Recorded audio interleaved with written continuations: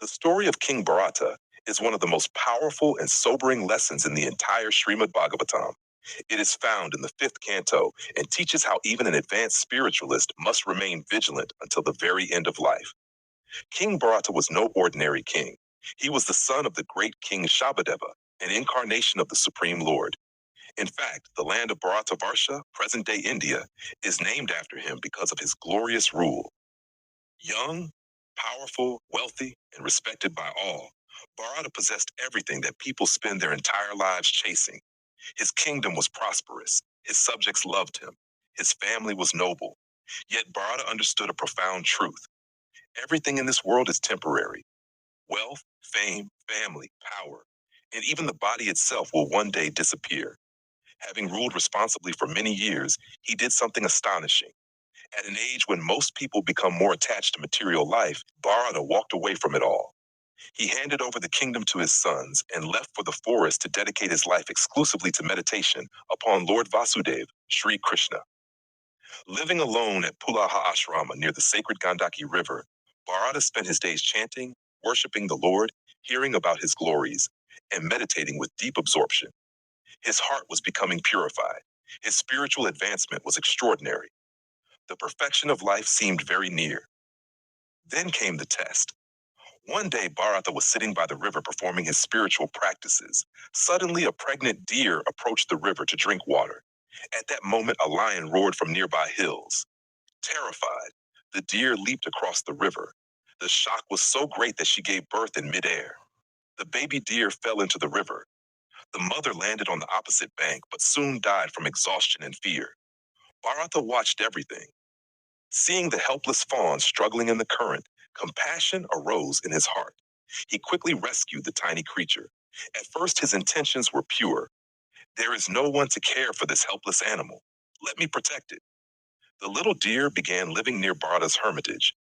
Gradually, the deer became affectionate toward him, and Bharata became attached.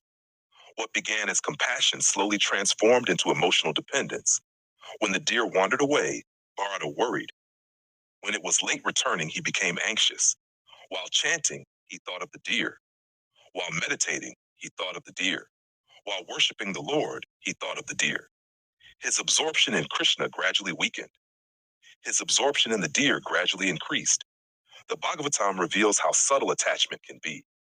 Bharata was not attached to wealth, not attached to women, not attached to power, not attached to fame. He was attached to a baby deer. Yet attachment is attachment. One evening, the deer failed to return. Bharata became frantic.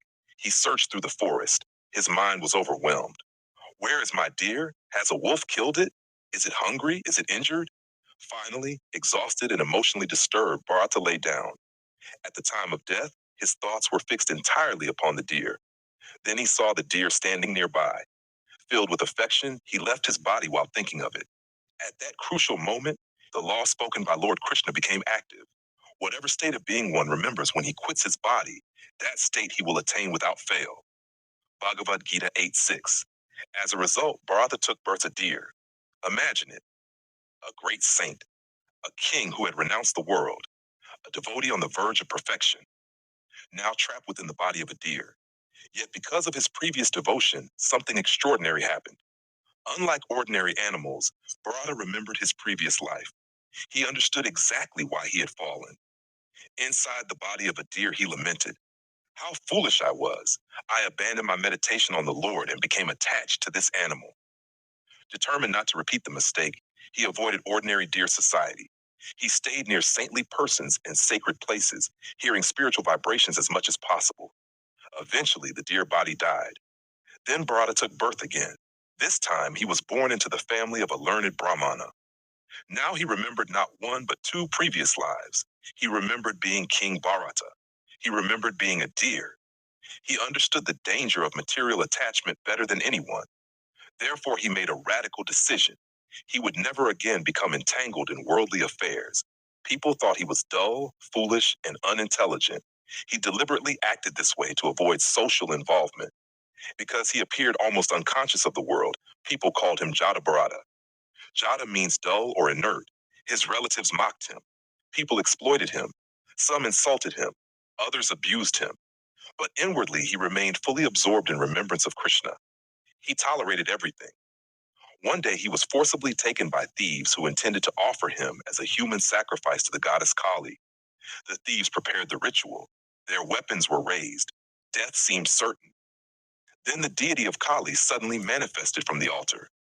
Enraged by their offense against a pure devotee, she personally killed the thieves and protected Jada Bharata. Later, King Rahogana encountered him. Seeing Jada Bharata carrying a palanquin, Rahogana mocked him. But when Jada Bharata began speaking, profound spiritual wisdom poured from his lips. The king was stunned.